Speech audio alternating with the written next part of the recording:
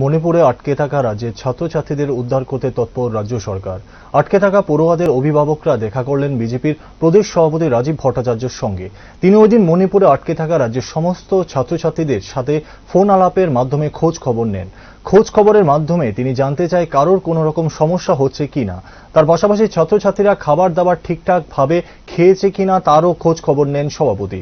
এমনকি তিনি ওইদিন উক্ত ছাত্রের উদ্দেশ্যে বলেন সে যে কোনো রকম চিন্তা না করে, কারণ তিনি ওই ছাত্রের বাবাকে নিয়ে চিফ সেক্রেটারির সঙ্গে খুব তাড়াতাড়ি দেখা করবেন ও মণিপুরের পরিস্থিতি নিয়ে একটি মিটিং করবেন বলেন আশ্বাস দেন।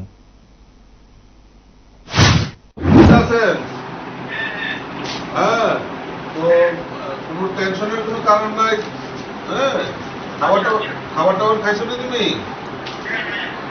আচ্ছা আচ্ছা আচ্ছা আচ্ছা, তো কোনো অসুবিধা নাই তো?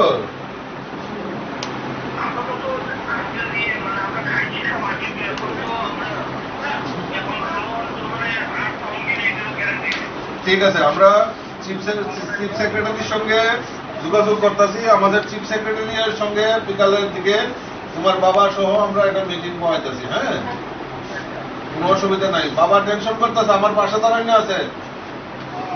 ঠিক আছে, বাবারে কয়ে দাও টেনশন না করতে। বাবা হাসতেছে।